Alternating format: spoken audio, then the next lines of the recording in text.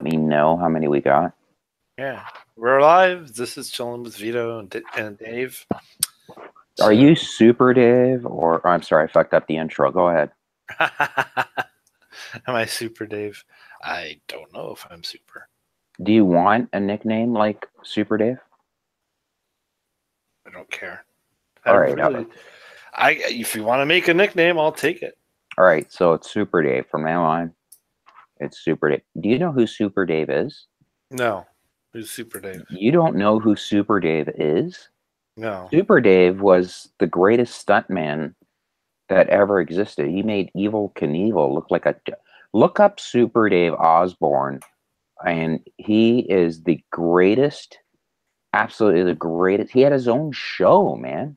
The Super greatest Super Dave Super Dave Osborne. Osborne. Yeah, greatest.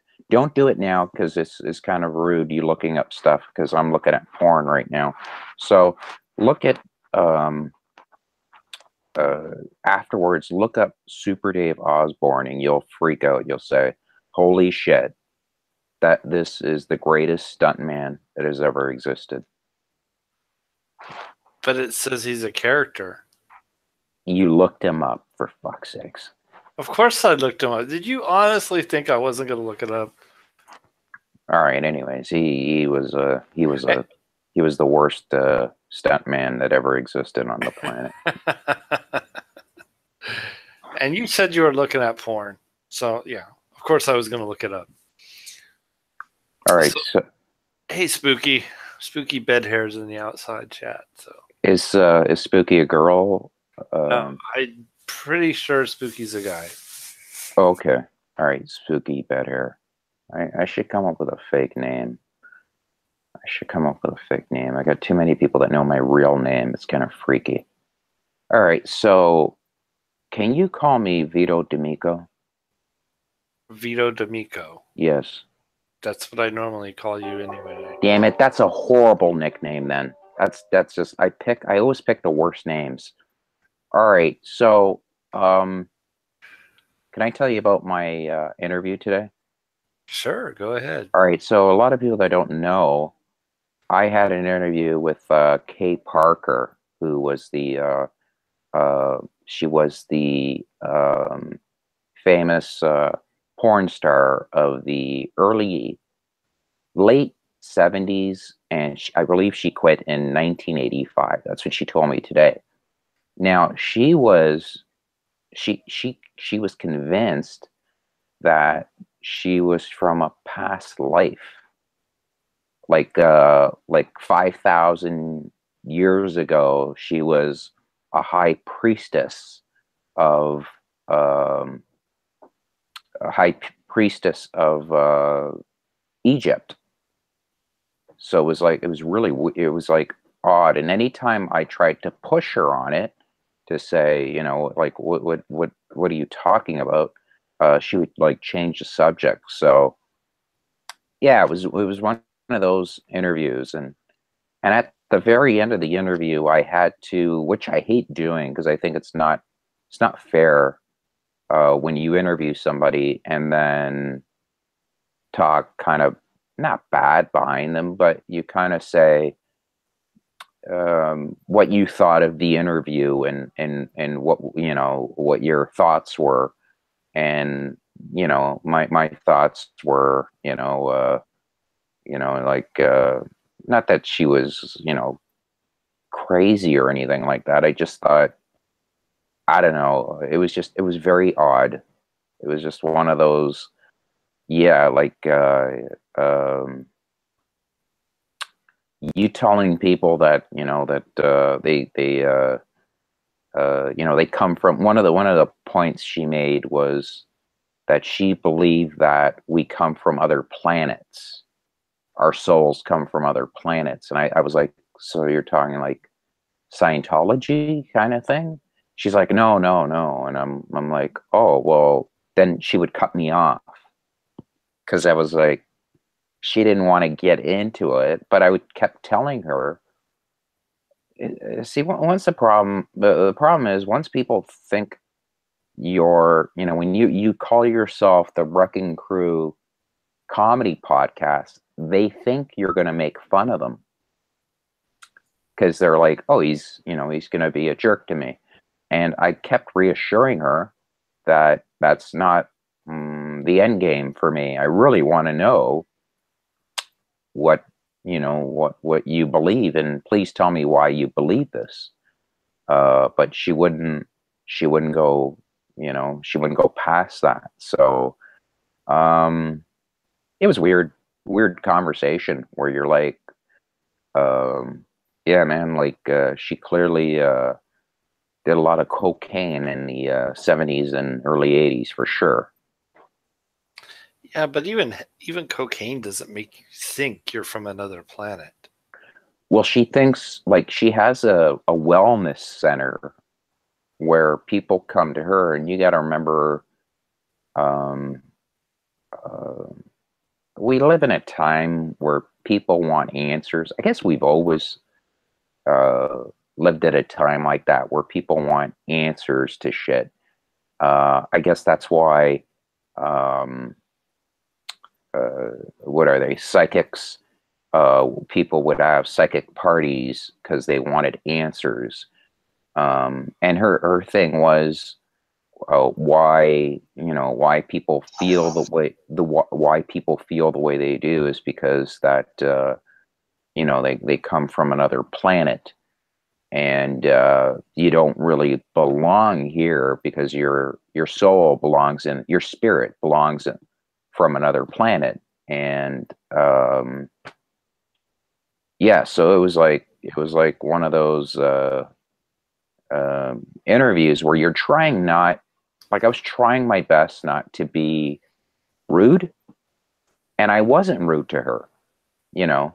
But she kept saying time is of the essence, and it was funny because she granted me an hour interview, and within 30 minutes she said, when it's time to go, because I never look at the clock, I go, you let me know when it's time to go by saying time is of the essence. But she didn't know I had my phone. I rarely bring my phone with me because I always forget, to turn off the ringer. So I had my phone, and I looked at the time, and I'm like 30 minutes into this thing, and she wants out. And that's because I was asking her questions about, you know, her beliefs, and she wouldn't elaborate on that. And I'm like, if I explained my beliefs to her, why I didn't believe in certain things, why I'm more of a agnostic atheist, more leaning towards atheist than, I was a Catholic, and why I changed over. So I was giving her, I didn't want the interview to be about me, but I wanted her to feel comfortable enough to know that this is why I feel the way I feel. And maybe if that, she would see that, and then she would say, okay, well, he's being honest with me. He's not, he's telling me why he feels the way he does. And then, because because I even said, so if I came to your center, how would you help me? Like if I said, I don't feel like I'm from here, or blah, blah, blah.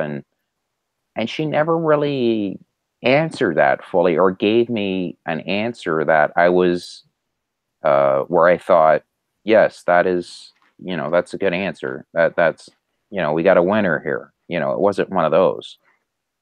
So it was weird. And at the end of the interview, um, I had to, which I hate. I've never done this before. I had to say why, um, my thoughts were on the interview. I pulled a Sam Harris. So I did the whole, this is why, what I thought of the interview. And, I wasn't really satisfied with the answers. So anyways, so how was your day? My day was actually really good, but it, it, in doing an op-ed on the end of an interview is kind of bad form, like you said. But at the same time, when it is it does so go far off the rails from what you expected. Well, you saw the comment where the guy said, I turned it off halfway through. Right. And I had to reply. I had to reply and say, I wish you'd listen to the whole thing, because I explained at the ending why, why certain things happened. Because in a feeling, Dave, I had that feeling where I just thought people are just going to go, this woman's fucking nuts, and just turn off, which I myself, I enjoy listening to kooky people, but I don't like listening to people that are kooky and are trying to sell kookiness. You know what I mean? Like, I don't mind if somebody's kooky, but if you're trying to sell, hey, this is going to help you out if you, um, uh, if you come to one of my seminars, this is going to help you out, then that's where I have a problem with. And I wasn't going to, I mean, the whole thing was for there's a new documentary about her. Um, so uh, that was the point of the interview, to kind of let people know about the documentary. But I was like, you've been asked this a million times. I like my interviews to be a little more different. And I wasn't into this whole yes, oh yeah, yeah, sure. Like, I'm going to ask questions, and I hope somebody doesn't understand what I'm talking about. Please ask. The worst thing is uh, uh, not um, not answering a question. I think that's kind of, who's that dickhead? Darwin's deity? Yeah, like that fucking loser. You get a parasite like that doesn't answer a fucking simple question. All he does is just, uh, you know. Then he has the audacity to tell you you don't understand and make you feel like shit. Oh, I never feel like shit with that guy. I just, Oh no, I no, but he tries. He tries. Have you listened to him try to talk to some people who actually oh yeah, entertain I've him? I've had it out with him. I've completely threatened his life. you Yeah, know, which I mean, that's the wrong way to go about it. But I mean, I get to the point where it's like, you're a piece of shit. And if you're not going to respect me, then I have no respect for you. So fuck off. If I ever see you, I'm going to beat the fuck out of you. So, he's a presuppositionalist, but straight up, he's just, and he's very arrogant. He talks down to people. He tries to oh, tell the way them, the way he speaks, David, is very rude. yeah, David, I'm not finished, David. David, David, I'm not finished. Vito. I'm not done. I'm not. Yeah, I need to. You don't I understand, You don't Vito. listen. Who is in charge here? Because if I'm not gonna uh, be able to answer the question, then there is no point in having a conversation with you. Yeah, But like okay, that. you just interrupted me again. Yeah, May I finish? May I finish? May I finish? And you feel like going, I'm going to strangle the fuck out of this guy when I see him. You know. yeah. I mean, the guy's a parasite. He really is. He's just a parasite. Well, he came the first time I interacted with him. I was watching. Oh, you've talked to him? Well, not directly talk, but I was actually in a chat with over on Heretic Woman's channel, Atheists Beyond the Trailer Park, Right. and she does that show late nights. I think, in fact, I think she's due to start one here. What is that? Is it a beer? No, that's an energy drink. Oh, is it a Red Bull? Is it a Red Bull? No, it's a Don't Monster. don't let me guess. Don't let me guess. Is it Monster? Yeah. I knew it because you said Monster before you let me finish. Damn it! I Damn came it. so close. Okay, so what kind of monster is it? It's the green one. Eh. Monster Energy drink. Oh, fuck, I don't know, and I don't care. It's the Assassin's Creed one. Assassin's Creed. Yeah. I don't, I don't, Apparently. I don't, I don't play video games. Yeah, that's probably why I didn't guess that. But anyway. It's a video game, right? Yeah, I mean, Assassin's Creed is a video game. right? Because who was it? You had. the other day I was watching your channel and you were playing video games, and I thought, the fuck am I doing? Why am I watching a grown man? I'm a grown man watching another grown man play a fucking video game. play a fucking video game. Yeah. And I'm like, holy shit. Some people enjoy that. Like Godless Engineer will play video games, and I'll watch him play a game. Oh And no, I can't. I can't. My son does that, and I'm like, just stop it. Like, just play the game, or don't watch other people play games. It's weird. yeah, it's I've actually been doing it for quite some time. Like watching other, like I used to go over to my friend's house, and you know, I'm kind of embarrassed to actually play it. I used to be embarrassed to play like coordination type games that required lots of coordination. Right. Anything beyond like Super Mario Brothers kind of messes with my hand-eye coordination. I suck. Was basically what I'm trying to say.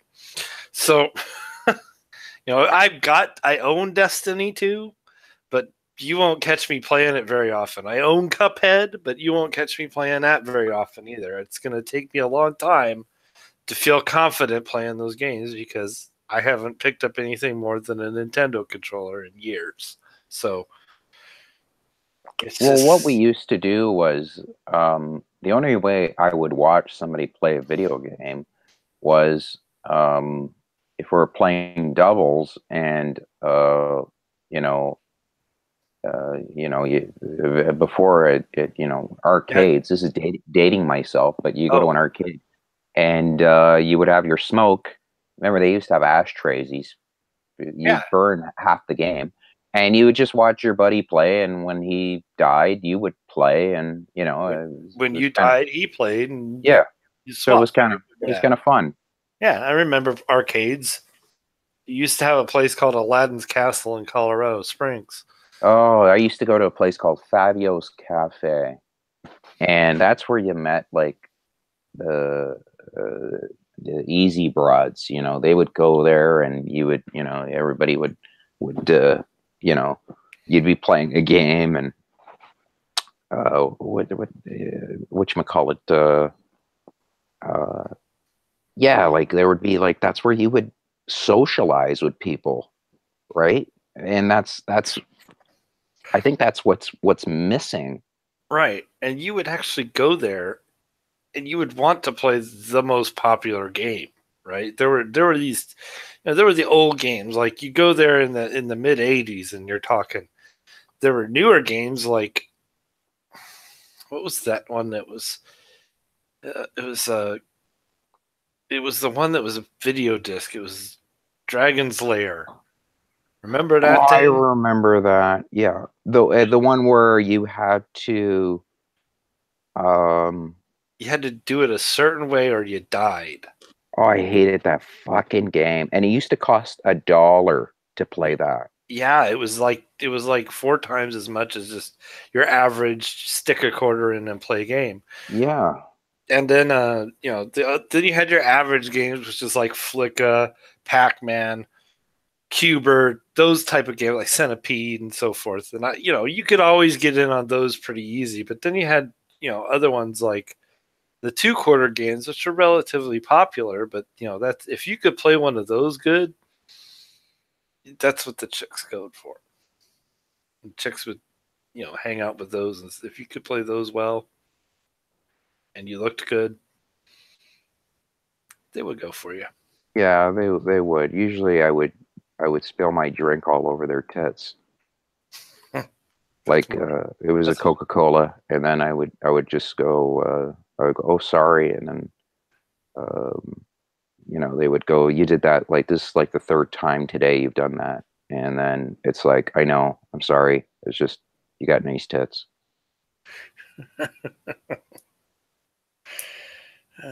Good times back in the 80s. And then of course the movie theater, this was in the mall, so the movie theater was like on the other end, the other side of that wing of the mall, so like it was right next door to it. And so you could if you picked up one of the girls, you could literally go and watch a movie right there. No, a lot of women would I don't know. Some of them would always play like hard to get, and then it was a lot of begging going on with me. Like it was always like, come on, like just fucking like what just come on. No, I was very shy with girls, and I didn't. I would always make them laugh, so that's how I would always get a date. The girl would always say, "That guy there, what was that guy's name?" And they would say just. Plus, I was a good-looking kid, so they would always go, "Yeah, I like him. Tell him I like him." Used to be one of those deals. Tell him I like him, and then they would tell me, a buddy would say, "Oh, by the way, that girl likes you, that redhead." And I'm like, "Does she got big tits?" And and they were like, "Well, what's your deal with tits?" And I'm like, "I just whatever." So it didn't matter. But I there was this girl. She was a beautiful redhead. God, she had just do you like freckles? On the right face, yeah. I love freckles. I think they're to me freckles on a woman. I think are just the cutest thing in the world. And I fell in love with this girl. Her name was Lisa, and she had these uh, freckles. And she smelled just, oh God, she smelled wonderful. And I used to uh, follow her home and smell her. No, I used to, whenever she'd walk by, uh, I would smell her uh, because she smelled like vanilla, and it was like it's weird. I know that sounds weird, but when you're a kid, the little things like that just get you going. You know, you remember uh, uh, you remember stuff like that. About your childhood. Well, yeah. There's certain people you remember that stand out more than others. There's certain smells, certain places. Yeah, do you ever notice that whenever uh, um, you ever notice that like you remember um, stuff like it's like listening to a song for the very first time that you uh, um,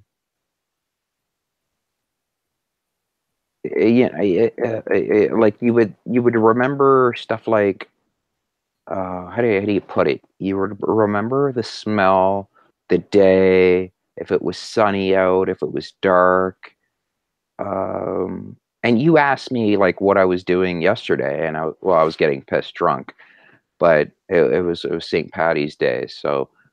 But I don't get drunk on St. Patty's Day. I don't drink like I used to. Oh Uh, no, I'm too old for that shit anymore.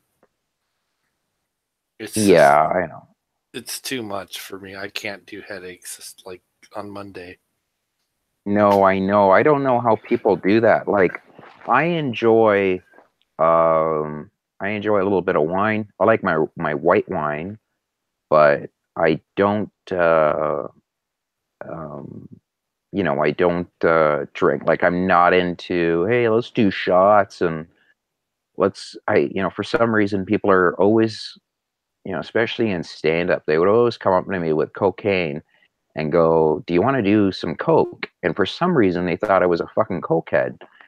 And um And see, I've actually used cocaine before, not extensively. Like I had like a oh month, no. like a couple months. I did it, and it was just it wasn't like a lot at each time. Like I get those little tiny little baggies, tiny little baggies, like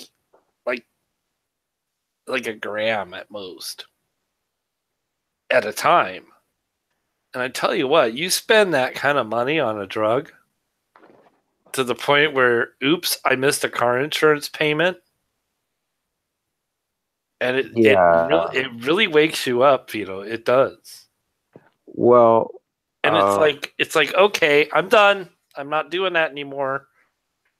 And I was like, okay, that was my wake up call. This is a very it's a very insipid little drug, and it makes you feel good. It does. But at the same time, it's definitely not worth the price, and it's definitely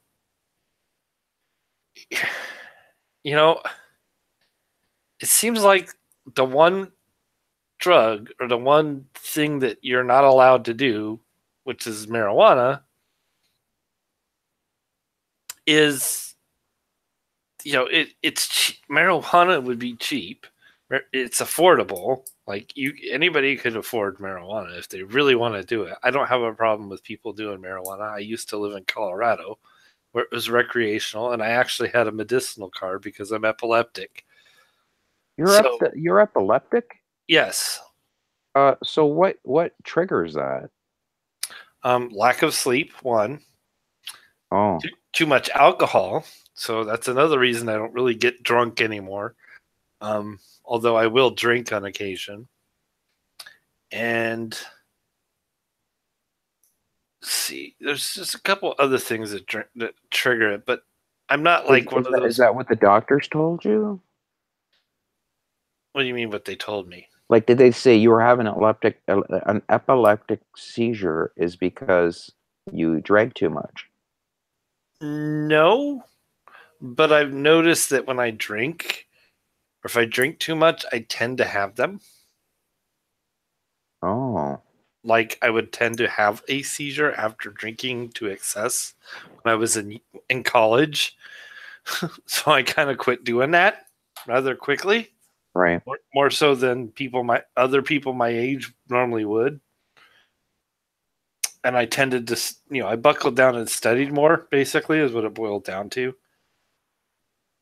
And I got through I got through my 2 year, my first, my associates. I got in 6 months, which it's a 2 year degree. I got it in 6 months.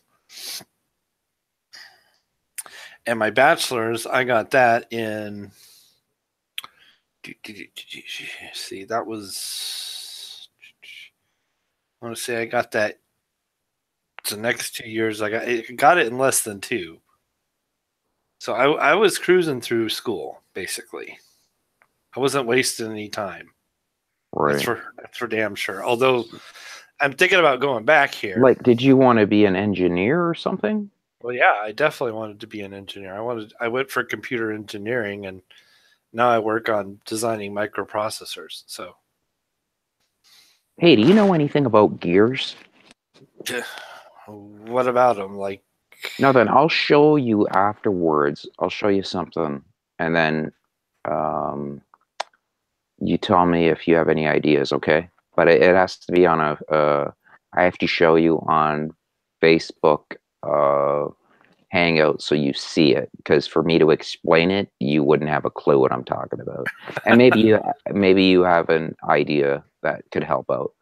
So, but I didn't know you had seizures. I had no idea. Max. Anybody who know who Max is? Yeah, Max. Oh God, Hold on. Let me I present invited you. him out of pity, and I had no idea he was going to come in here. God, it's Max. I got to put some clothes on. Jesus, he's a perv. Yeah, this Hi, is Max. Hey Hi, guys. Max. This I is just Max. Hey, Max. I'm not going to use his real name. His real name is Amy Adler. So we won't use that name. We're just going to call him Max. Okay. I always So felt well, I well, always let's your name was Max is, I believe, Jewish. So we will talk about Max. Are you Jewish? I mean, the nose might confuse some people, but no, I'm not Jewish. Wait, are you the Max I had a hangout with Tyler Durden? Oh yeah, a while ago, most likely. But no, Catholic, just to answer your question really quickly. And I do feel like an Amy at heart, so I'm okay with that. All right. Well, I've done. He's great, Max. Max used to help me out when I couldn't find anybody. He's great for. He was in the famous Matt Bell. I needed Oh, we like Max. yeah, Max is great. I had to do a um I had to I'm gonna invite Sam Roth. Is that okay with you guys or no? Yeah. I don't know who he is, but go Um, ahead. All right, I'm gonna well, see if Sam's into it. I know, So I know Sam. He's a good guy. let me invite him. So with Max was great because with the Matt Bell, I wanted Matt Bell um with Matt Bell. I wanted somebody on there that uh, uh, would be like a God believer, and Max believes in God, right? Yeah. So Yep. let me write down. Sam doesn't get what the link's for. For Hangout. What's the link for? Hangout. You're gonna say topic. What the topic is? I don't know. Tits. Chilling with Vito is what I put as for the title of the show. Great, great. I'll put that. Chillin'.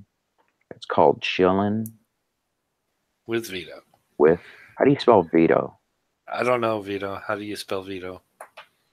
All right, chilling with Vito. There we go.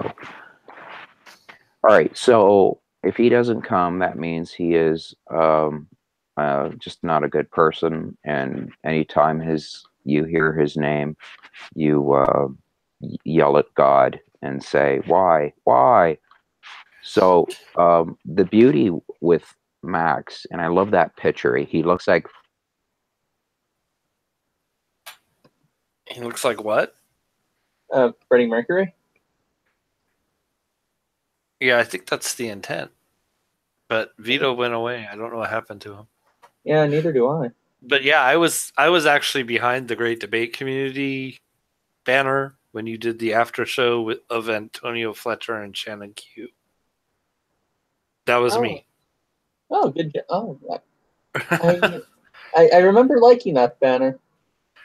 Well, yeah, but you were in there with Tyler Durden at like really late. He was doing the whole psychodrama with you, which I thought Uh, was quite interesting, to be honest with you.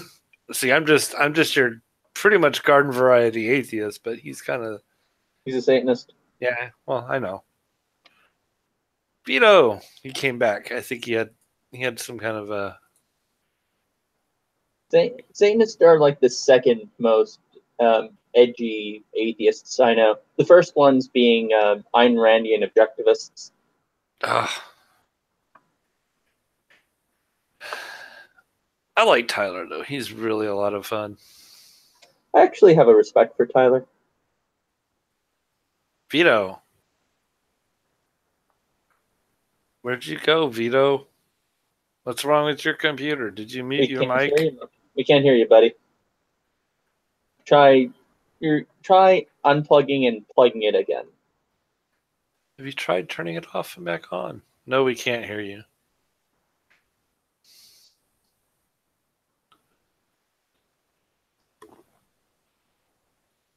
Which is really weird because he was just talking, all of a sudden he wasn't. But yeah, anyway, that was a kind of an oddball direction for that to go, especially since it was Antonio Fletcher. You know, it was a talk about a non sequitur. Yeah, some of those happen. So, why are you guys discussing epilepsy?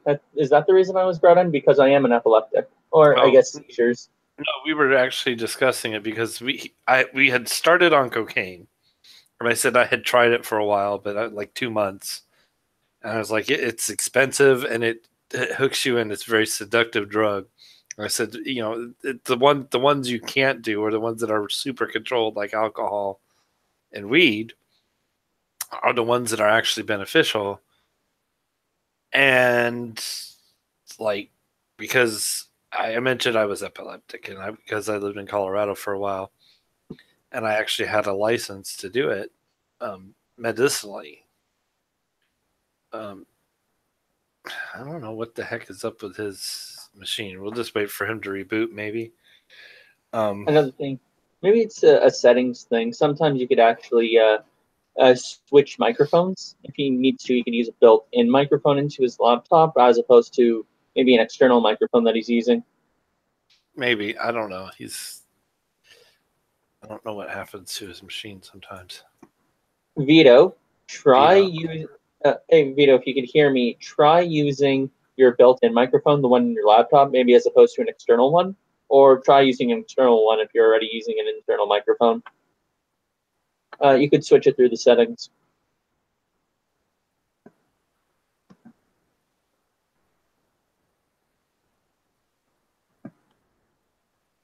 I hear something. That might be you, though.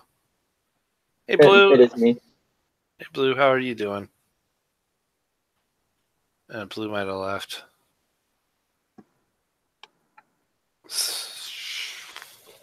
Oh, was Blue in here? I don't see him. He's in the outside chat and on the YouTube side of stuff. Anyway, so yeah, that's why we were talking about epilepsy, because he started asking me, what triggers it, stuff like that, and I was like, well, for me, a lot of it's lack of sleep. Of course, when I'm off my meds, that triggers it. Obviously, if I forget a dose or two, right, it just really messes me up.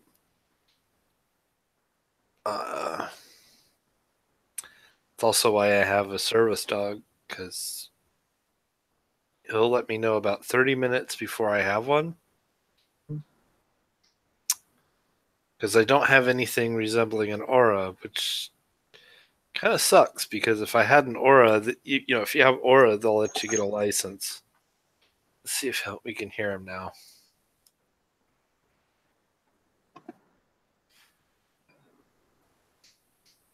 Oh, the microphone's muted. He's muted, yeah. Unmute yourself.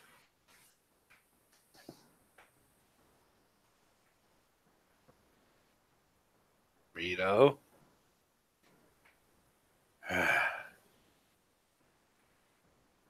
Anywho.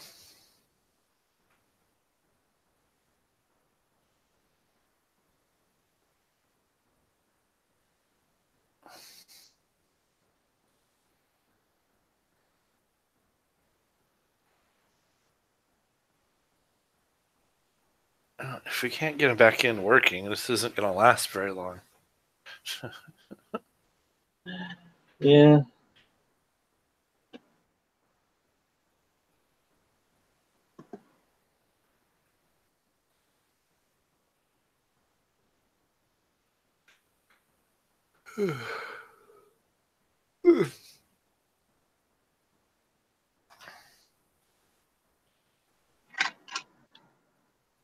So what have you been up to?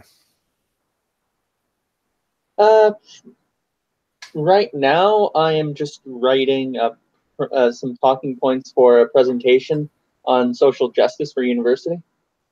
And by social justice, I mean the Catholic notion of social justice, not social justice as stuff that SJWs like to talk about. Okay. So are you writing it from a unbiased perspective, or are you writing it from a particular point of view? I'm writing it I'm just giving an overview of it. Just the notion of what Catholics mean by social justice and how it's been influenced in Catholic activism.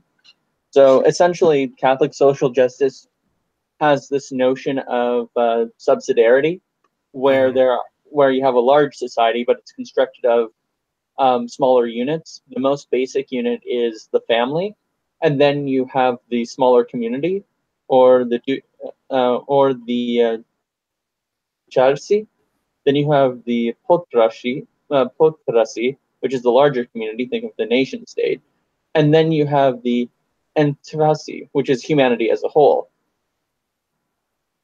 Starting with the family unit and going upward, each portion is kind of like the auxiliaries within the Roman legion. Each one is directed towards some good, and that's its own particular responsibility. And let's say the family, that's the father and the mother raising children. The job of the mother and father is to raise the child, and the locality cannot come in to that relationship. They have absolutely no right to, unless they can make a justified case that the family has been disordered to a point where there is no more good being achieved. Think of cases like spousal abuse. Right, or like child abuse, or just neglect in general, or something along those lines would take precedence over that. Basically, but it would be immoral of the locality to take children away from their parents and to raise them through a common schooling mechanism. That would be considered to be a violation of the the rights of the family. Then you have the larger community or the nation, and the locality has certain rights and privileges that the nation should not come into or get rolled over, because who's best to handle the local community than people locally governing in the municipalities? My back end. Yes, you are. We can hear you. Yeah, we can hear you. We can hear you. All right, I'm just gonna check if my Firefox is off. Yeah, it's off. What did I miss? Did Max talk shit about me? Max has been talking shit about you the whole time. Fucking unbelievable. You know, I can't take it. I just can't take it. I said some positive things about you, like how your dick size is so small it makes mine look normal by comparison. So thank you. It's not really a compliment, Max, and you know that. You think I'm stupid? Yes. It is kind of a compliment. I'll give you that. All right. I thought about it. You're right. Okay. So what did I miss? Nothing. I was just talking about a class project. Yeah, we kind of put the whole thing on hold for you. That's great. That's Max's. I mean, it is chilling with Vito. It is chilling with Vito. It's kind of hard to chill with Vito without, well, Vito. Yeah. I'm sorry, guys. I'm just not. I don't know.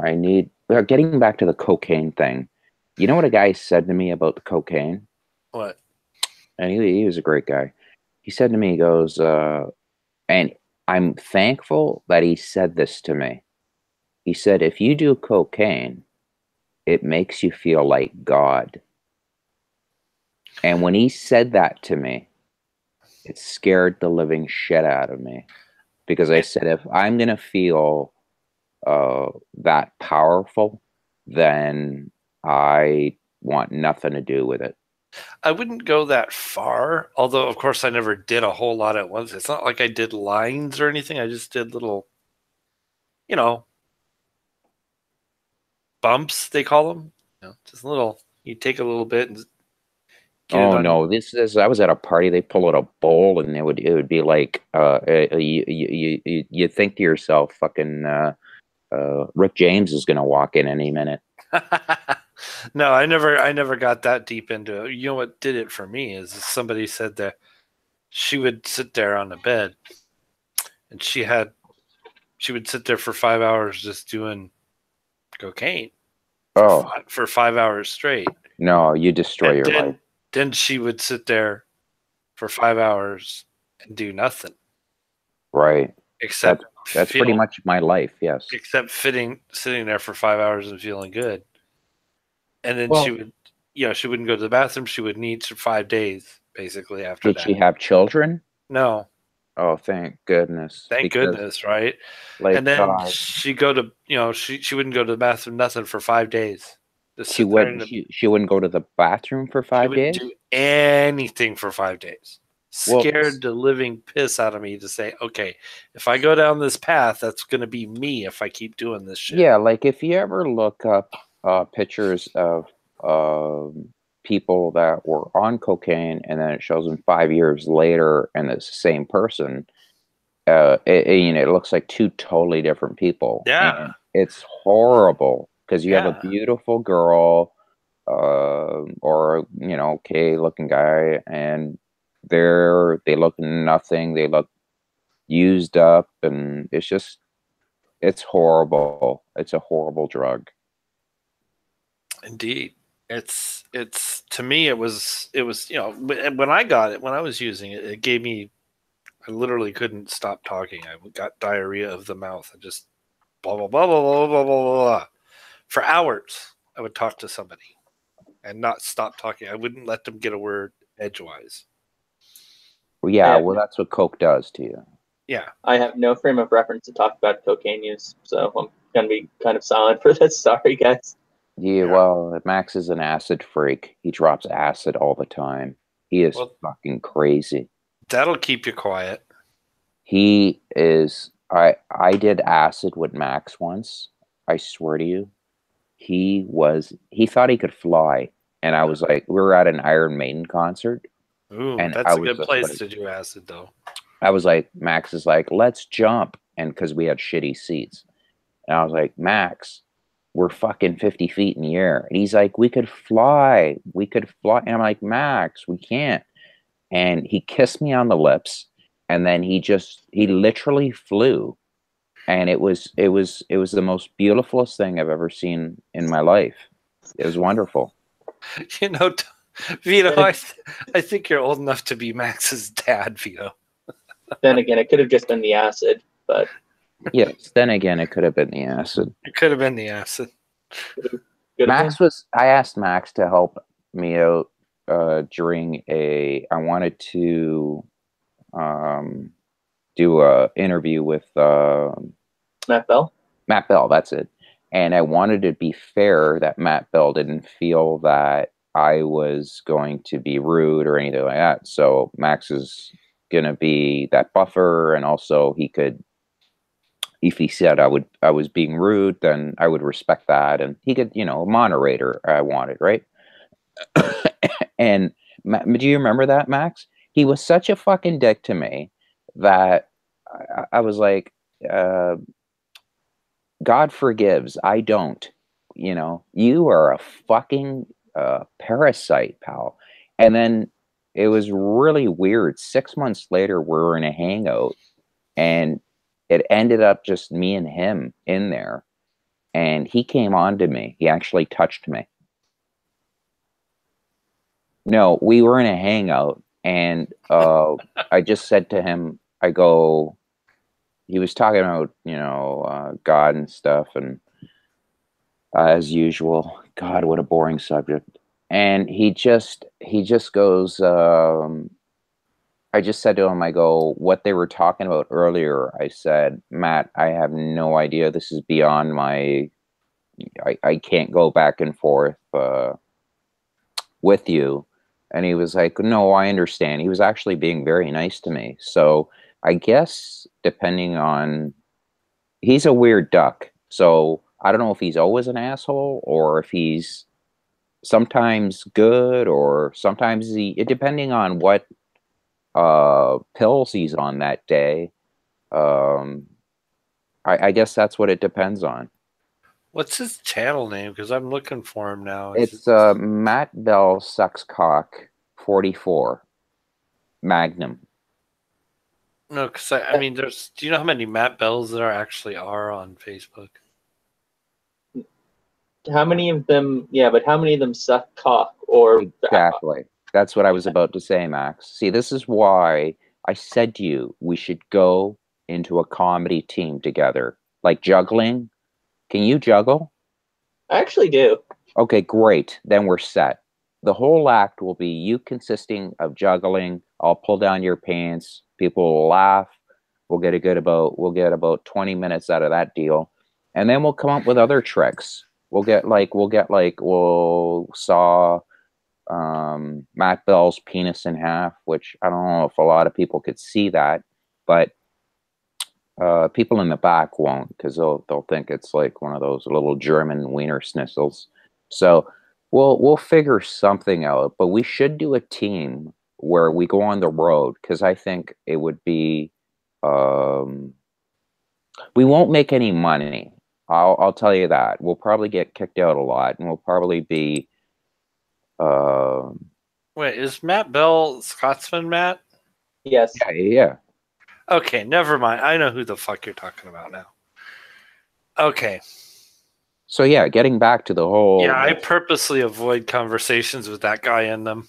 Yeah, isn't he pure evil? He's just a prick. Yeah. He reminds me of who's that other dick? Darwin's Dickety Dog. Darwin's deity. Yeah, let me get Do you Tony. talk? Do you Tony, hold Sorry, on. go on. Tony, you need a link. Are you in Hangouts, Tony Vincenzio? Who the fuck is he in the mafia? Tony Vincenzio. That is a pretty baller Italian name. That is Max. Max, Like, do you do? Like D'Amico's not. Come on. Oh, I'm not saying it isn't.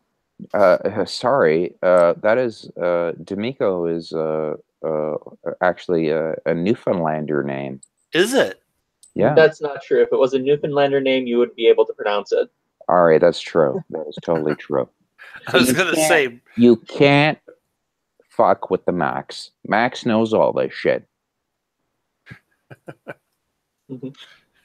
So, do you do the JD Kane show still, Max?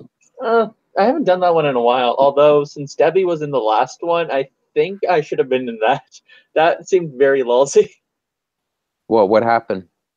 So in the last one, Debbie, who's how do I describe her? So she's a flat Earth proponent and an Okay. anti-vaxxer, Right. and well, so that those two things should already, tell you something about her. And throughout all of it, it was just face-palmingly terrible. At one point, she even admitted that if somebody said China didn't exist, in order to alleviate that skepticism, she said she would have to get on a plane and fly over there. So the point was for viewership. He had that on, right? That was for viewership. Oh, I know.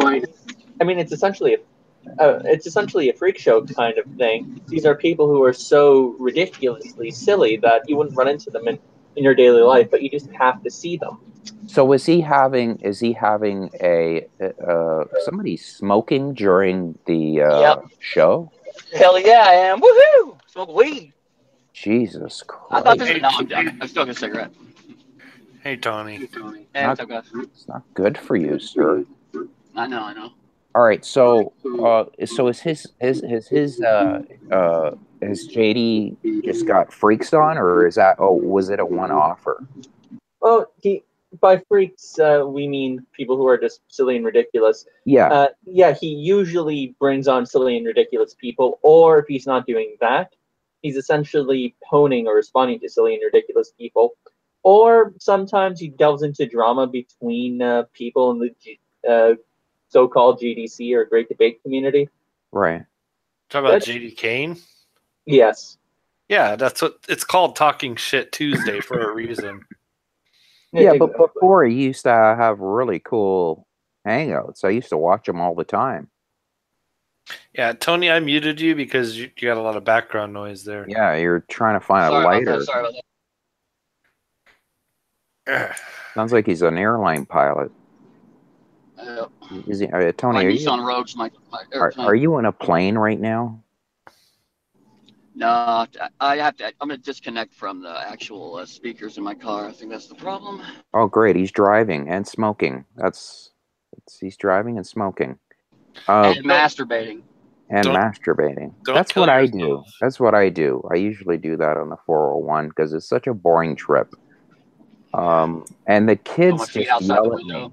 They just yell at me like, "Stop it, Dad! Stop it!" Oh God. So, Tony, you don't sound Italian at all. What's your full name? Tony Vincenzio. And you're Italian? Yeah. Well, I'm like Irish Italian. Oh Spanish. shit, that's a mess. Yeah. The Italians and the Irish did not get along. I talked to a guy about that last night at St. Patrick's Day. He was like, I was like, the Italians and Irish did not like each other. So if you were to marry I'm like, I don't know if your mom or dad, which one was which, but families really hated that. My wife's Irish and Italian also. Her last name's Mano. What? What? You broke up. He's drinking. Italians, from what I remember, Italians and the Irish have always been at war over this very central issue. What's better to get drunk off of, whiskey or wine? Oh, I can't imagine either one. Well, the Italians would think the wine. Yeah. But, you know. Well, I don't. Whiskey is just. I don't drink, so. But why Italians and Irish didn't get along is when the Italians came over. First, the Irish came, then the Italians came, and what happened was the Irish got all like good jobs, like cops, and they got good jobs. So the Italians couldn't get those jobs. So that's why there was that hatred of the two. Yeah, there's a lot of that specific to the United States. Gangs in New York. Gangs in New York. That's right. Gangs in New York. That was a great movie. Oh hell yeah, it was. All right. Well, let's think with that guy's name. What's that guy's name? The main actor, not DiCaprio, the good actor. He's a he's a butcher. Oh yeah, he played Bob the Butcher.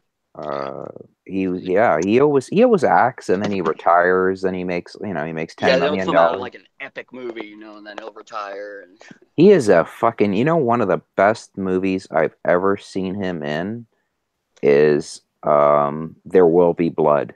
Yes, I was just gonna say my milkshake straw goes all the way over here and goes into yours. Yeah, and that was totally ad-libbed. He added that. The directors wanted something for that, and he thought of that. Best line. Yeah, it was. But have any Max and Dave? Have you seen that movie? Gangs of New York? No, There Will Be Blood. I have not. No.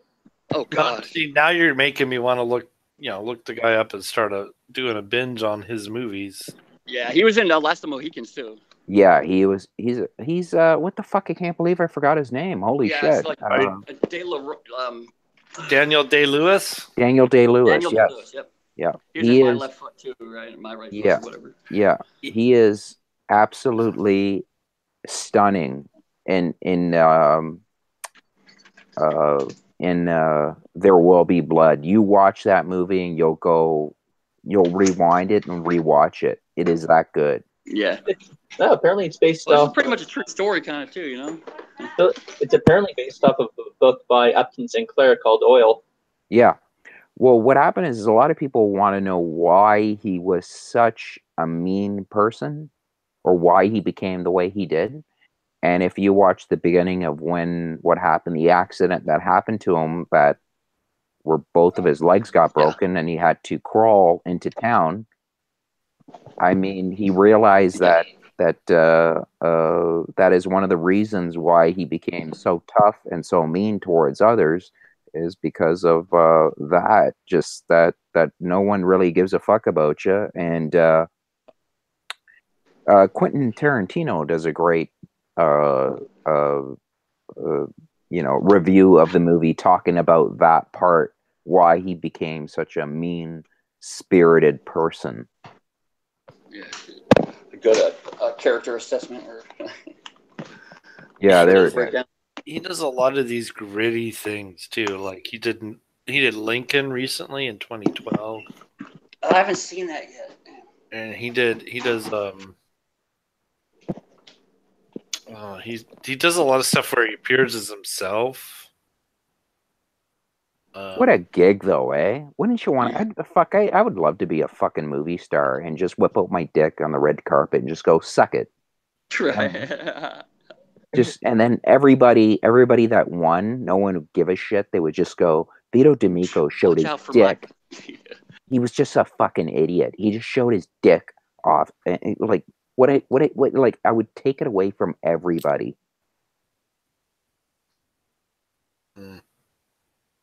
There's a new music video out by a rapper named Lil Dicky. It's called Freaky Friday. And the premise is he switches bodies with Chris Brown.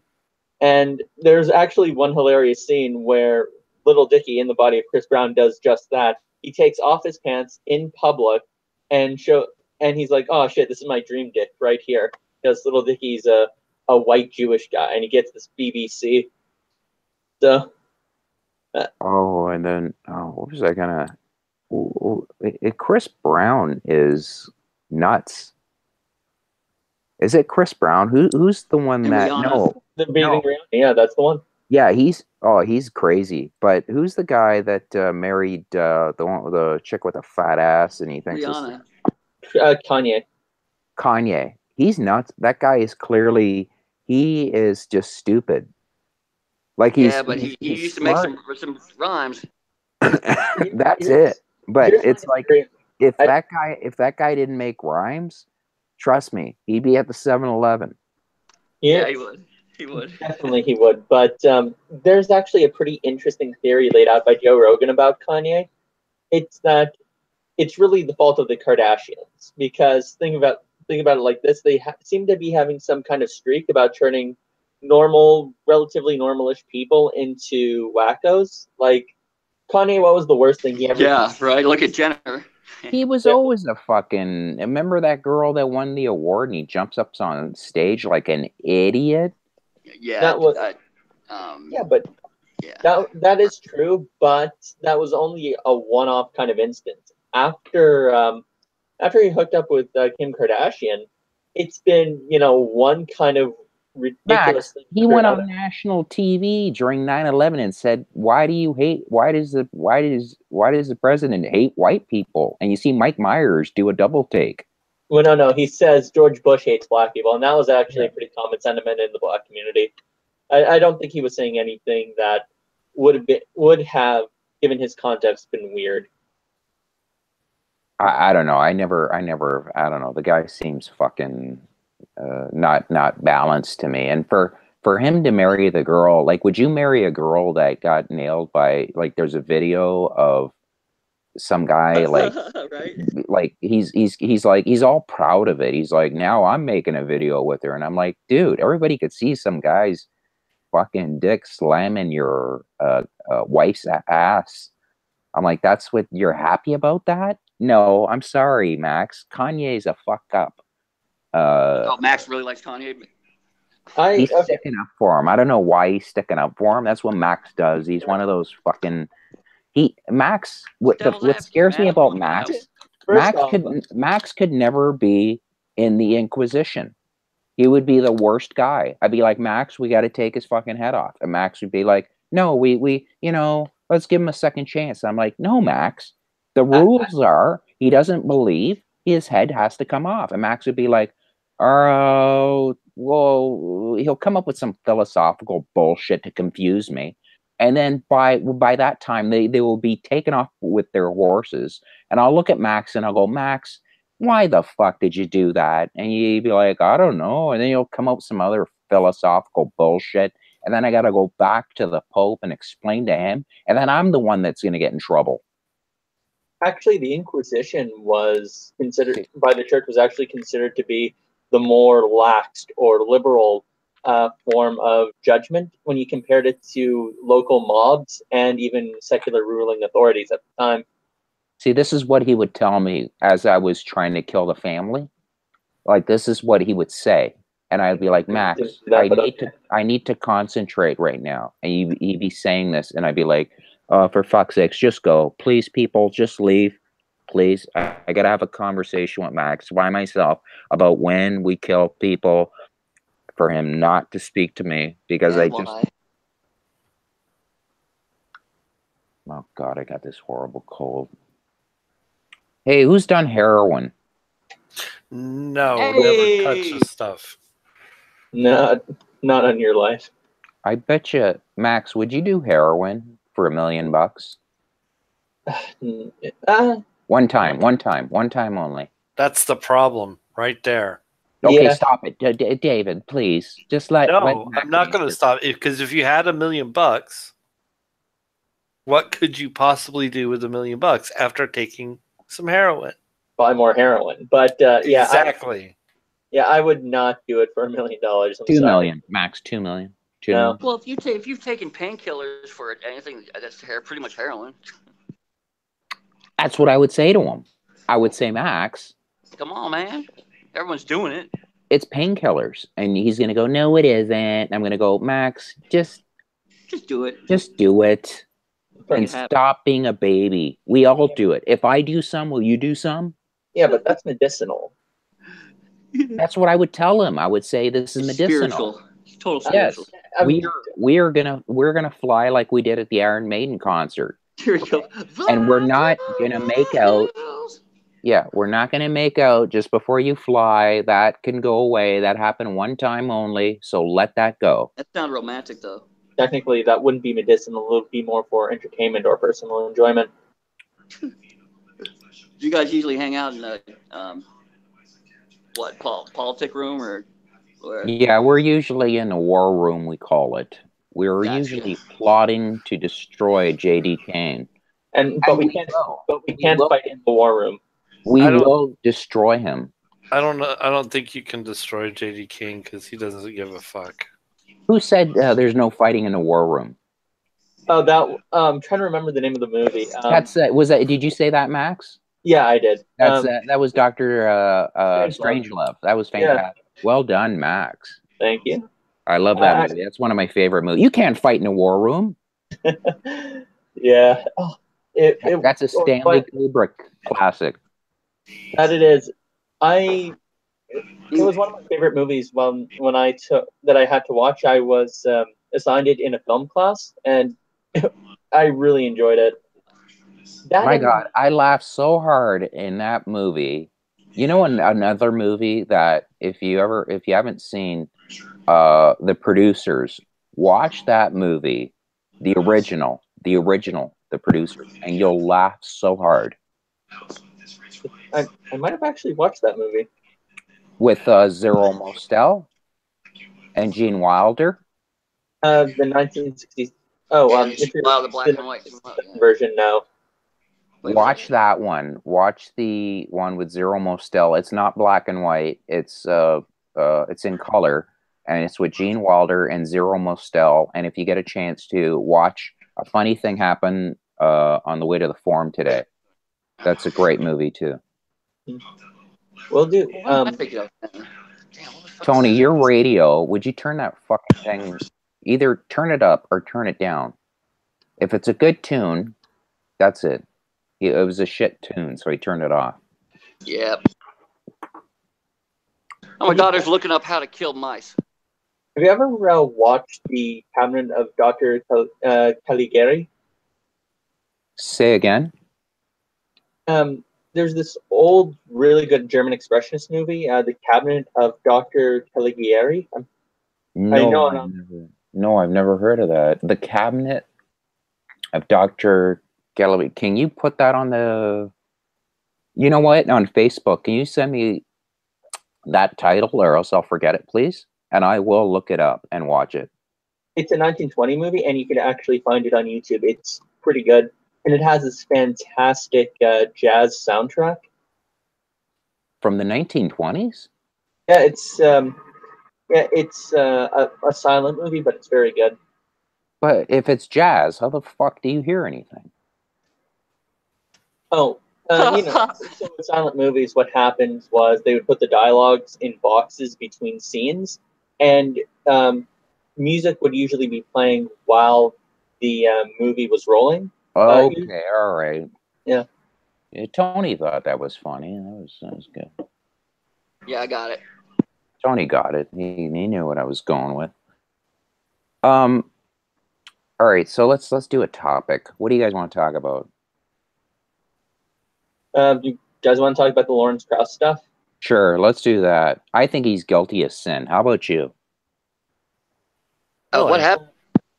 Lawrence Krauss. All right, you explain it because I've talked enough. Go on. Okay, so originally a BuzzFeed article came out where they published that there were 3 incidences where Lawrence Krauss was behaving in a sexually inappropriate manner.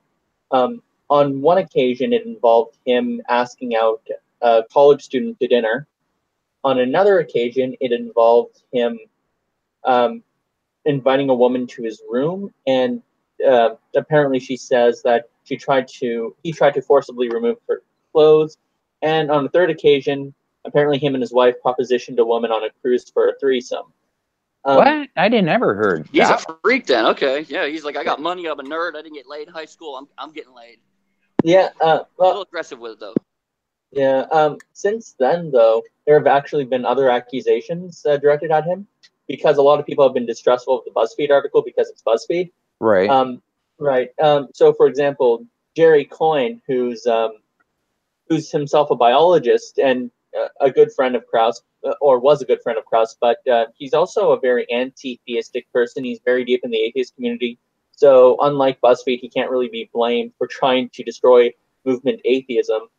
What he had said was that he's actually known 3 separate incidences where women have said that Krauss was committing some kind of creepy behavior. He didn't want to publish any names, but he said that as a way of verifying what happened. And have you guys ever heard of Christina Rad? I've heard of her, yeah. Yeah, or she used to go by "Oh my God, it's Chris." She's actually said that when she met Lawrence Krauss at an event in Europe, he actually put his leg in her inner thigh underneath her miniskirt while they were at a bar. So Wait a minute. So did this come out today? that actually came out a couple of days ago. She actually released a video. It was one of the few times on her channel because she's an frequent poster now, but she's actually told the story herself. The flat earthers gotta love this. Yep. Well, I mean, here's the thing. Just because someone's creepy doesn't mean they're wrong. Yeah. No, well, I mean, this is the problem. That's a huge problem. The thing that bothered me about Krauss, we'll get back to those sexual allegations in a second, which is really weird because I interviewed Kay Parker today, who was that famous porn star that did Taboo about sleeping with her son, and it was a porno back in the 1980 or something. Yeah, or John Holmes era. Yeah. So what happened is Krauss said something on stage, which I know Krauss is a brilliant man. He's a million times smarter than me, but he said something that I have to disagree with, and I thought was the absolute dumbest, fucking, most disgusting thing I've ever heard. He said, he goes now, and he was debating, what is that man's name? Anyways, he was debating, Torsies? William Lane Craig. that's it. He was debating him, and he says, hey, what if a brother and sister love each other and they're consenting adults and they both agree to use protection and have sex? Is it wrong? Would that be wrong to do that? You know, who am I to say that's wrong? And I'm like, buddy, are you like, maybe you're too smart for your own good. I think you know, with you knowing about something coming out of nothing, but that is one of the most disgusting things I've ever heard somebody say on stage. Yeah, if it wasn't my daughter, I'd have sex with her type of crazy.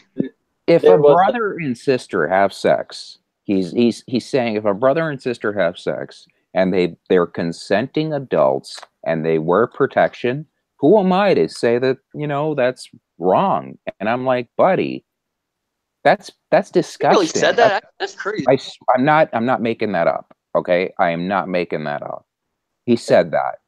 Okay, if you look up William Lane Craig and in a debate with him and Krauss, he said that, and it was one of the most disgusting things I've ever heard somebody say. And nobody, like, what was the reaction?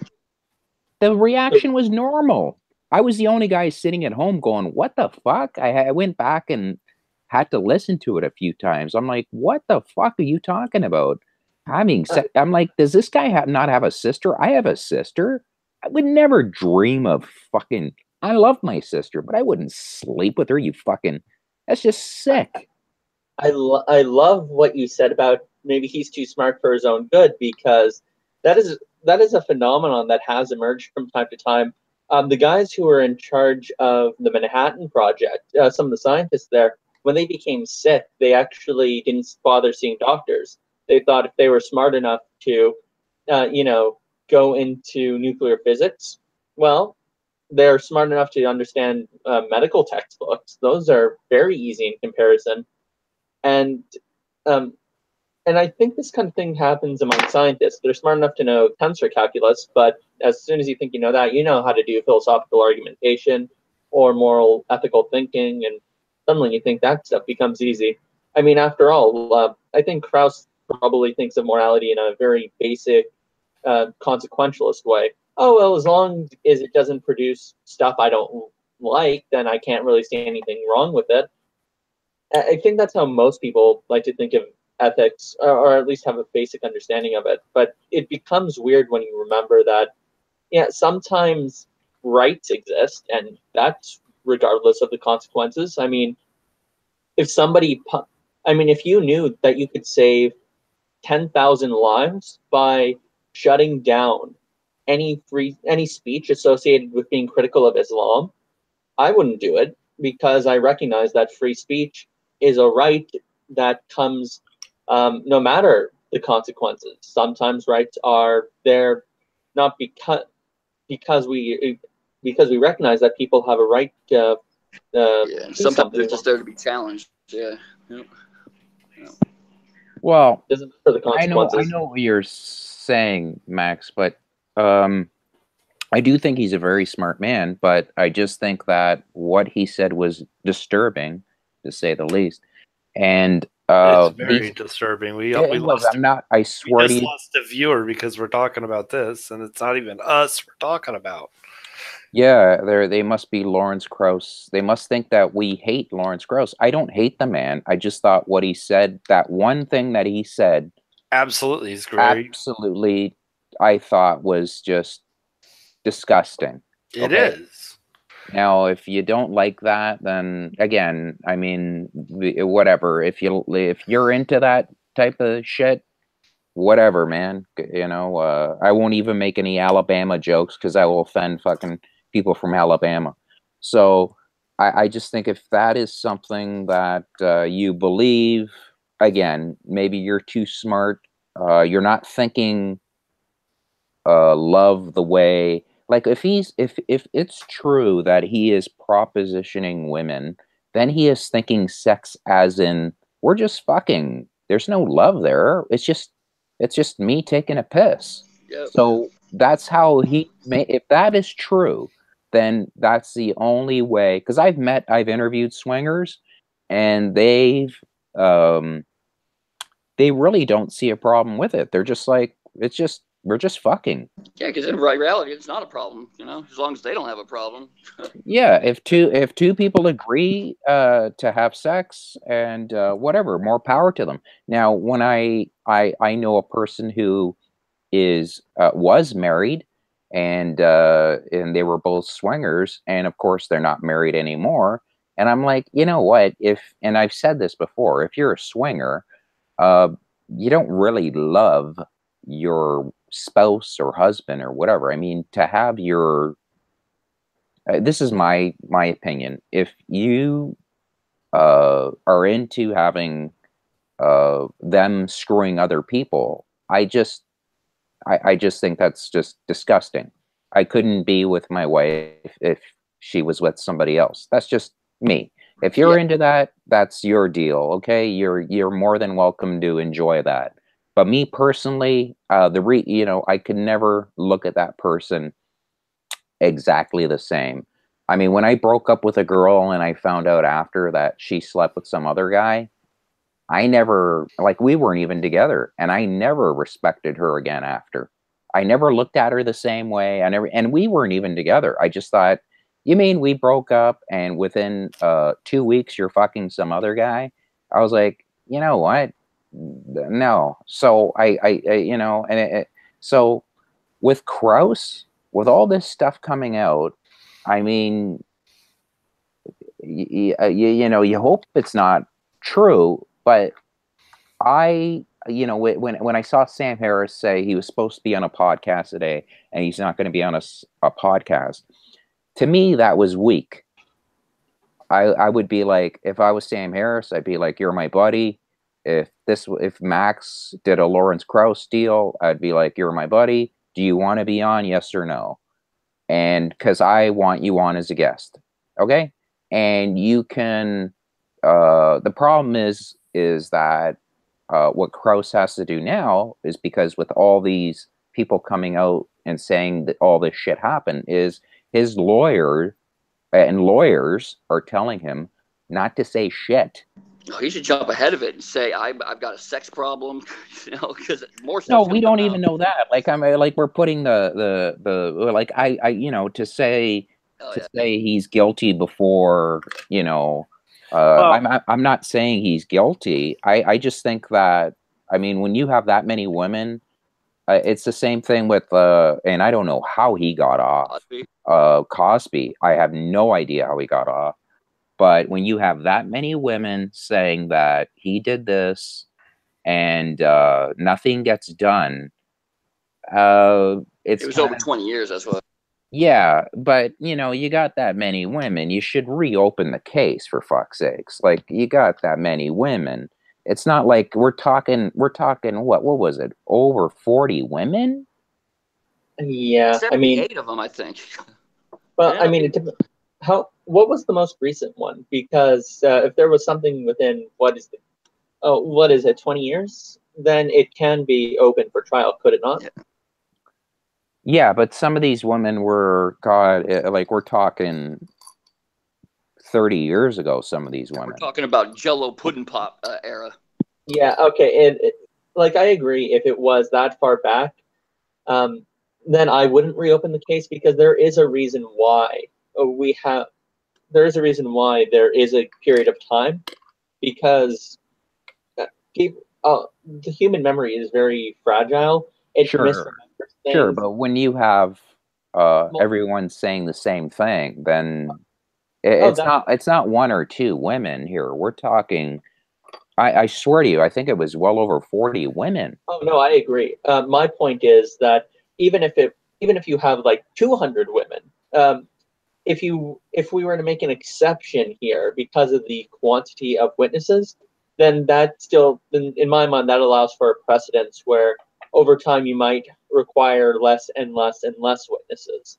Like, I think that it should stand out as a rule for a reason. When you tend to make an exception of one thing, then over time it opens itself up to more exceptions. Well, it's called slippery slope at that point. That's what that's called. If you don't have that's the problem with lack of evidence, basically. Yeah, you got to have evidence, and that's what sucks. And I think, the thing that I feel bad for these women, and I see the interview, and I watch these interviews, and I don't want to get. Did you hear his response? Do you know he wrote a written response, right? No, I didn't know that. Yeah, he did. Let me post that in the chat here. We can actually read that if you want to online here, but it's kind of it's lengthy, but basically he's saying that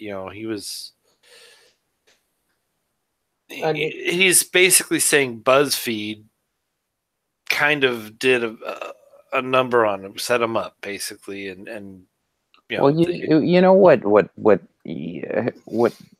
like, I watch the women, and like, some are very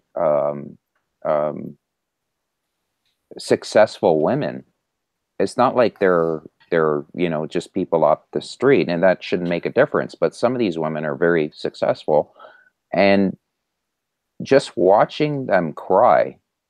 Well, but I mean, you just sit there and go, you can't be lying. That's not fake tears. But you can't convict on tears either. You can't convict on appeals to emotion. You just can't. That's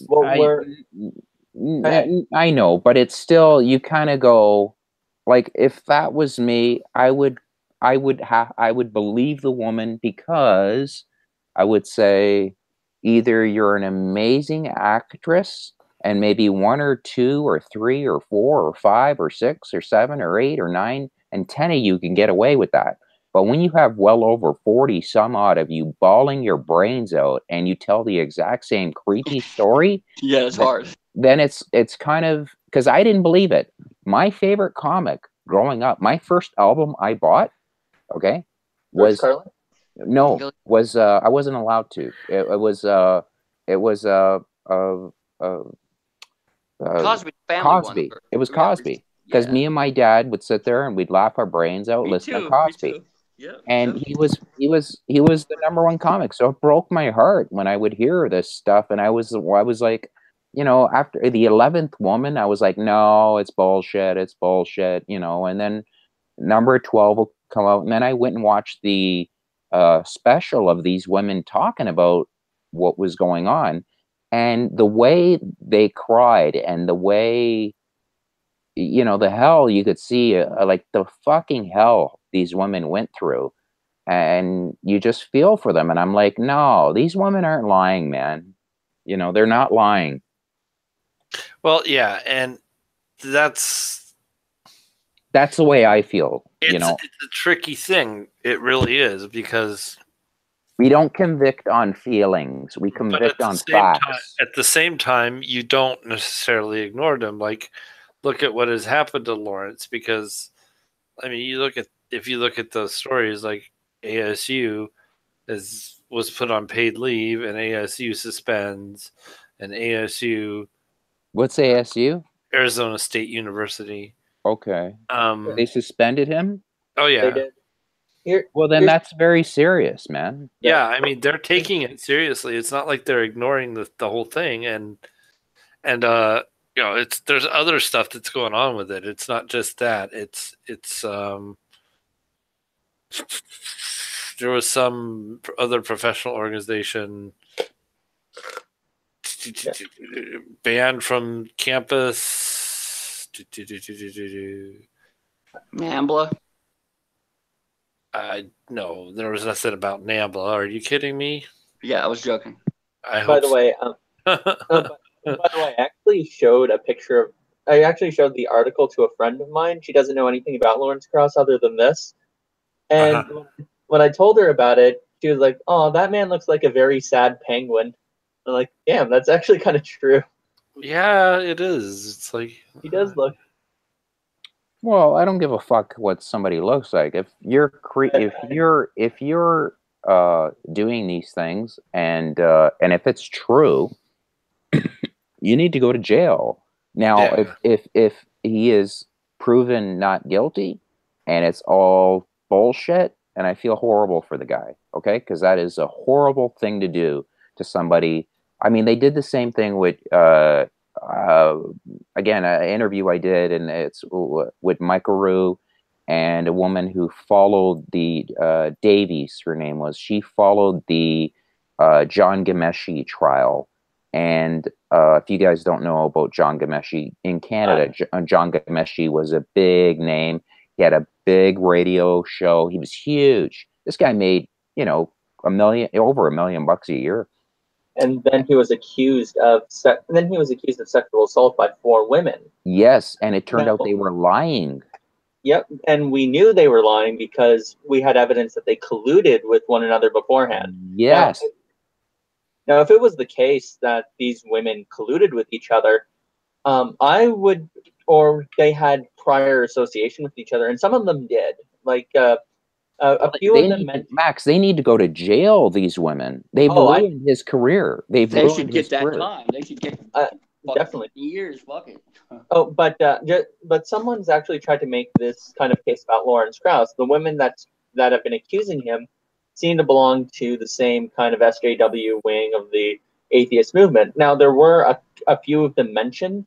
I think the woman who accused Krauss of taking off her pants, Emma Watson, was actually named in there as well, although she never accused. Oh my God, Emma Watson! How do you let someone take off your Emma pants? Watson, Emma, what's her name? You know, Emma Stone. Emma, isn't she Emma Watson? Isn't she? No, never mind. She's not a. No, I'm actually trying to think. She's this feminist in the atheist community. Glasses, wrote on Free Thought blogs. Oh shit. No, I know who you're talking about. I know. She has big tits. I don't like her. Neither do I, but she was mentioned in the article as well. She made a video on YouTube about the whole thing, and I don't trust anything that comes out of that woman's mouth. I think the problem is when you have somebody like that, I think sometimes they could do more damage than good. I say let the police do their job, and then, you have people, I mean, like us, we're sitting here, we don't know the facts, and we're not saying he's guilty or he's not. All we could go is say, hey, this is what, yeah, this is the story. This is what's out there. Were we there? No. Jax, Jesus. I'm sorry. Say again. Tony, say again. Oh, I'm sorry. I'm cutting my dog's hair and he keeps on moving. I'm sorry. Oh, okay. No, stop moving, Jax. It sounds like when I'm having sex with my wife. So, with Kraus, the problem is he's a big name, and if this brings him down, this looks bad for the atheist community, because that Christians or anybody is just going to say, see, this is what happens. Morality. Yeah, morality. And when he said about that whole thing about, you could screw your sister, I'm like, what the fuck is your morality? Like, that's not morality. That's just common sense, Lawrence. Like, what the fuck? What Kool-Aid have you been drinking, man? Yeah, and when you're a star, you have to uphold a certain. Guys, I want you to look that up. I'm not making that up. And the crowd does not behave like. If that was me, I'd yell out, "What the fuck did you just say?" Yeah, I know. I can verify he did say this. I actually thought it was Hamza Tories, not in the William Lane Craig debate, but yeah, Krauss has said similar things. Even Richard Dawkins has said stupid shit similar to it. He's in a tweet. Dawkins actually said that sooner or later we'll have human meat grown in laboratories. Is that true? Is that true? Scientists Mel and PZ Myers have actually talked about that. So yeah, it's quite possible. Oh, Jesus fucking Christ! That doesn't help. So they actually had the ethics of cannibalism. Yeah. And Dawkins said, "What's going to win out at the end? Consequentialist ethics or icky-based morality?" Oh my God! See what I mean? Sometimes you're too smart to know you're way too smart. I remember, what's his name? He's been in the news a lot. He won't use the pejorative about a girl calling a girl a boy, or what I'm talking about. Patterson, Jordan Peterson. He said, I was just watching his stuff before this. I was just watching his. Everyone's watching his. Love his stuff. He's great. He said about what's his name, the guy that eats the human meat. He said about him, he says he believes that something must have happened to him when he was younger in church. A priest must have not sexually molested him or did anything, must have yelled at him or something, or because he hates the church with such a passion. And I'm like, well, maybe something happened. I mean, I had nuns beat the shit out of me. It doesn't mean I kind of turned me on after. I have to pay a dominatrix every Friday, a lot of money. So it just costs money now. But I think sometimes you're too smart for your own good. And when he said human meat to him, he just treats it as you're just meat. That's all we are, right? So what's the big problem of just eating another human? Where I would find that, and I hope you guys do, repulsive. I don't know why anybody who doesn't find that repulsive. But that's what I mean, David. We have guys that I used to look up at Krauss, and I used to look up, and I still do to some level, Dawkins, because of his work. But when he says stuff like that to me, I'm sorry, it brings him down a notch. It really does to me. It kind of, I just sit there and go, what are you thinking, man? Well, I think a lot of it goes to them. They're trying to make a point with. Yes, but it's a stupid point. It's but it not necessarily, because when they talk about those things, I don't think they're actually advocating for those practices. Like, they're not advocating for cannibalism. They're saying situationally, why don't we do that? Because we live in an environment of excess. We live in an environment where we can we could literally feed the world right now if we wanted to, as a species. Yeah, I call bullshit on that interpretation. Yeah, I do too, because I think no, you don't bring up humans. What the fuck is next? We make farms. I mean, we make farms of humans that can't pay their rent, and then you lose your arm if you don't pay your rent. Well, and that's what it boils down to, is what is morality, and they were being provocative about morality conversation and all that. Well, and that's what they do. That's what they do. They like to be provocative about morality, because everybody tries to say, well, they have the moral high ground. Religion likes to say it, and people who are atheists like to say it, and everybody tries to say they have it. And the reality is, it's totally subjective to the society at that point in time. I disagree with a subjective notion of morality. Well, I was just stating their point of view. I'm not trying to say either way if it's subjective or not. And I know you would argue that point, Max, because A, you're Catholic. B, even when I was actually, here's a story. When I was an atheist, I thought he was Polish, but that's all I know is he looks just like the. Sorry, Max. Go on. Oh, I cut off Max. Go on. So when I was an atheist, I actually still believed in some kind of an objective-based morality. But one of the things that really kind of got me was I was actually taking an anthropology course first semester of university. And the professor in that class actually said, "Why is incest wrong? Why is it wrong?" And I'm like cousins getting married. I'm like, well, it's wrong because, that leads to genetic deformity. And then he was like, yeah, actually, no, it doesn't as much as we think. It only really comes out like it does. Yeah, I know. I didn't really have any figures to cite at first, but beat the fuck out of him out in front of his sab. You should have said, "What the fuck are you talking about? You're my teacher. You're an idiot." It was just a question. It's a thought experiment. It's not necessarily. But she's not advocating it, Vito. Relax. No, I would still hit him just for that. We got a volatile room in here. Honestly, sometimes when people say that morality is really subjective, and there's no real fact to it, sometimes I'm like, if I beat you right now, you'd probably call the cops. You'd be pretty pissed off, and you'd sure act like it was a thing. But of course, putting that to the side. But that doesn't make it any less subjective, Max. Here's the thing. It's kind of like somebody saying that the external world doesn't exist. Like they're the only true mind in the universe. Yeah, I mean, you can make up some kind of narrative where that's the truth. You can believe it, but when you act and interact with the world, you're acting like minds exist. And in any case, my point was, one of the things that slowly started waning, one of the first things that made me really reflect philosophically was the question of morality and ethics. And that was really a question that I didn't feel I got a solid answer to until I started studying philosophy. Even when I became a theist, the question of morality still kind of plagued me, and I didn't feel like I had a solid answer until I really studied it in depthly. And it's a hard subject, but I honestly think that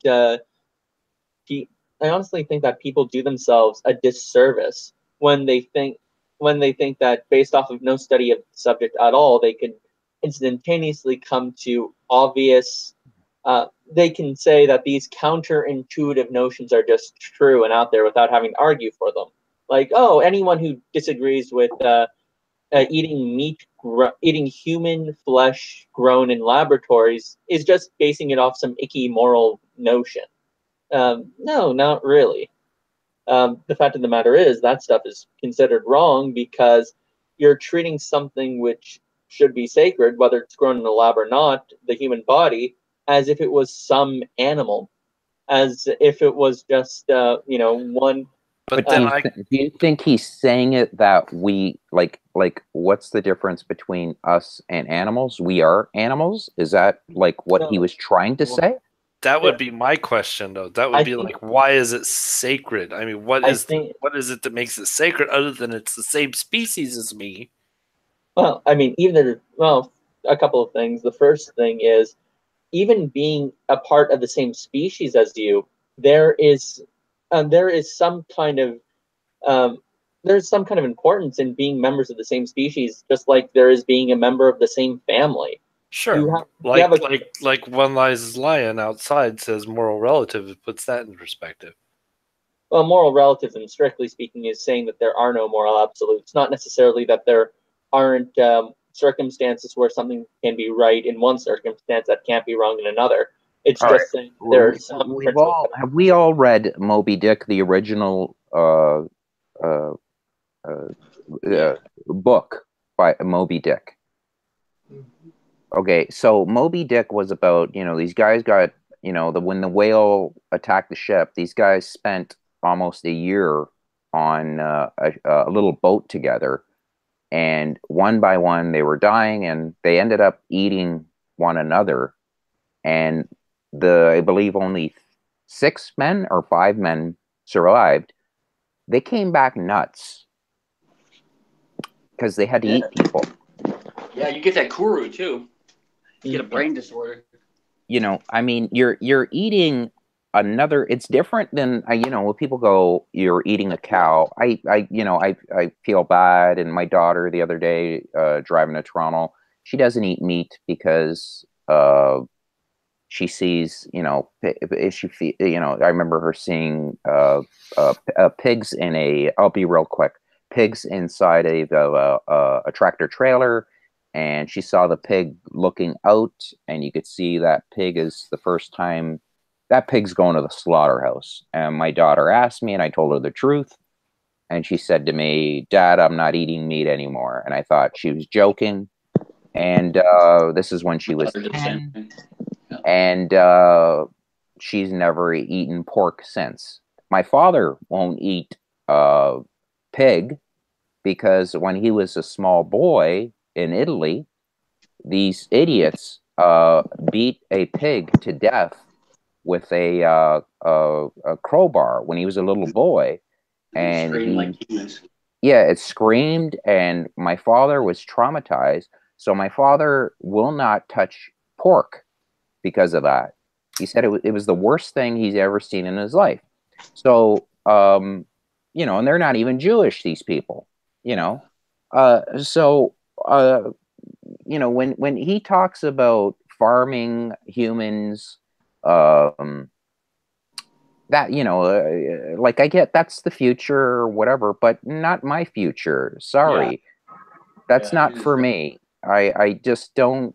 I just the whole idea of eating, and I don't care if Max says it's sacred.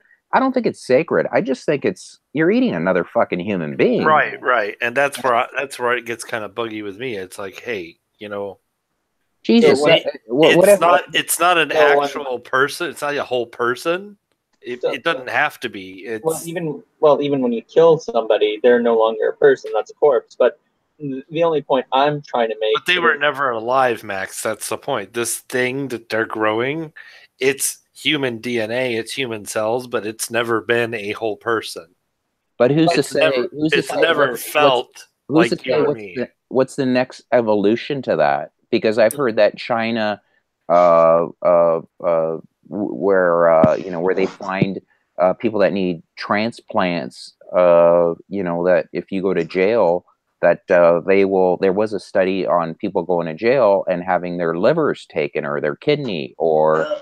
And I mean, that's human farming. Yeah, no ask, no tell there. Hey, when I say how you got it, just give it to me. It's crazy. When I say sacred, I don't mean something mystical and out there. I just mean inherently deserving of respect. Okay, well I do understand that point. At that point, right. I do understand it. I get what you were saying, Max. I get what you're saying. So, all right. So let's get back to Lawrence Krauss being a perverted pig. So did these girls? How many women have come out and said that? And has this been out in the last couple of days, like 2 days now? Oh, the article came out about a week and a half ago, but the women, but the most recent updates to it, they've come out within the last week. The Christina Rad video I posted 2 days ago. See, the problem is the only way you're going to know of sexual, if anything happened, is if it was videotaped. I'm sorry, or if there was a video to go with it, because And why wouldn't they if it was once a girl goes into a room, Lawrence Krauss is a star, and I if I was him, I would have my tassels up at all time. I would never invite a girl to my room. I would never, because I would know what would happen. Okay. You know, as much as, you know, I'm not saying you can't trust people, but you got to be a little smart. I mean, I would invite a girl to my room if Dave and Max were there, so they would know that I didn't do anything. You know, it's just I would never ever invite a girl to my room. I mean, there was that story years ago where I think it was what was it? Michael Shermer had sex with some girl, and the guy didn't mind because Dusty Smith said this. He said, "What atheists get together are really swinging parties." This is what he said. He said because what's his name? Matt Dillahunty's wife wanted to sleep with him. Now, I don't know if he was being a dick, but he said no. Like I've messaged him about this, and he said no, for real. She really wanted, like, that's what atheists when they get together, it's kind of like a swingers club. I'm serious. Are you fucking kidding me? I'm serious. That's what he said. That's he made a video about it, and I was like, he goes, well, think about it. When what's his name? Michael Shermer got in trouble. I'm downloading this after this because I want that on record, Vito. Okay. Oh, I will find you the video. I have watched the Dusty Smith video. Yes, I'm talking about this fucking hangout because This I don't hangout right here, yeah. If YouTube fucking takes this offline because they say I want it on record. Vito fucking said. Well, Dusty Smith said that's what he made a video about it, saying that his wife came that he actually made a video. I'm not making this up. He made a video about saying that atheists get together. The big thing for them, and I don't believe that part, that they get together for swinging parties, okay? Yeah, but he said that Matt Dillahunty's wife came on to him, and he didn't want to have, like, whatever. This is what he said, okay? And so it's like, I'm just saying this is what he said. But at the same time, with Michael Shermer, he got himself in trouble years ago by going to some girl's room or inviting the girl back to his room, and there was like this big stink about, she came out yelling that he raped me, and then the boyfriend said no, they never got raped, and then the next day they took a picture of each other. So it was very odd. And it was just an odd thing, and I'm like, what the fuck are these guys doing, man? Yeah. Never put yourself in a position where you're, you know, whenever I like doing stand up, I'd always have to share a room with another comic. We would never, and we knew enough sense that you would never hook up with a girl at a bar. Hell no, and then invite her back to your room and by yourself. No, by yourself. The only way I would fuck another chick is if I knew he was in another room. Okay, like in another, not in another room. Like, we had to share a condo, so he would live your house, you know, pretty much. Yeah. So if he heard any raping going on, he would know that, hey man, this is what happened. He raped that chick. So that you would like to put yourself in these uh, uh, bad positions. You're putting yourself. I mean, Michael Shermer and all these guys, Krause, they're all stars, and then you're putting yourself in a stupid situation by inviting women to your room. It happens when they've been a star for like more than 10 years. They start getting lax. They start getting too comfortable with the situation. You see it happen a lot. You don't hardly ever see like a brand new star get. No, well, what I saw with the girl was that she was saying that he met her at a hair, like she was working. I read the story where the one girl said she was working at a like at a, not a hairspray thing, but for perfume. As a waitress at the cocktail bar? No, she was like working at Sears or the Bay, or I don't know what you got in the States. Retail, gotcha. So she was working the perfume counter, and he came by saying, "Oh, that smells really nice." And she said, "You know, I'm a big fan." And he said, blah blah blah. And then, he wanted to know, "Hey, are you married or anything like that?" And and this girl was really young, and she said in the story she thought that was kind of odd, and she told her boyfriend about that, and then I think a month later he called because he wanted to talk to her about her future in school, and she thought, starting to sound dodgy now. Now it's starting to sound like. Yeah, so it just sounded really weird, and he invited her to his room, and then he wanted her to give a massage, and she didn't really want to. Why the hell? And then he grabbed her and kissed her on the lips, and she just ran away. So that's weird. Like, I just couldn't imagine doing that. Like, God, I can't imagine just randomly kissing someone either. It just, no, this is weird. Yeah. No, I could see that. I mean, if you're alone in a room with somebody, vibing, but Jesus. And if you have somebody gushing over you going, "I think you're the greatest. I think you're amazing. I think you're this." I think it gives you, in your brain, you think, you know what? I could make out with this chick, no problem. And maybe he thought that. Again, this is all, it could be bullshit, but I mean, yeah, we're speculating big time.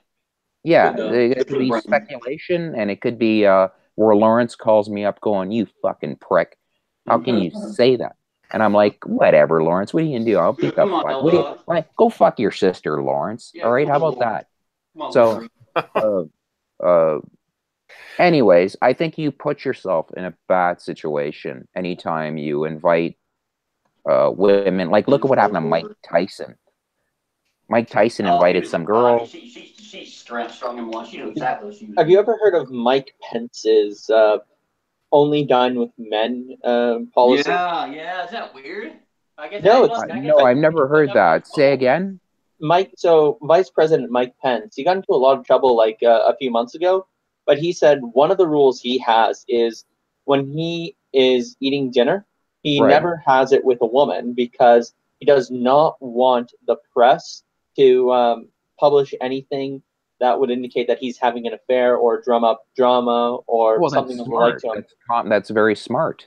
It is. No, I agree it is. But what happened was a bunch of feminists said this is unfair because how are women going to advance under his campaign? Because now the men have this whole advantage. And on that note. Yeah, no win situation for him. No win situation for Vice President Pence, as much as I hate the prick.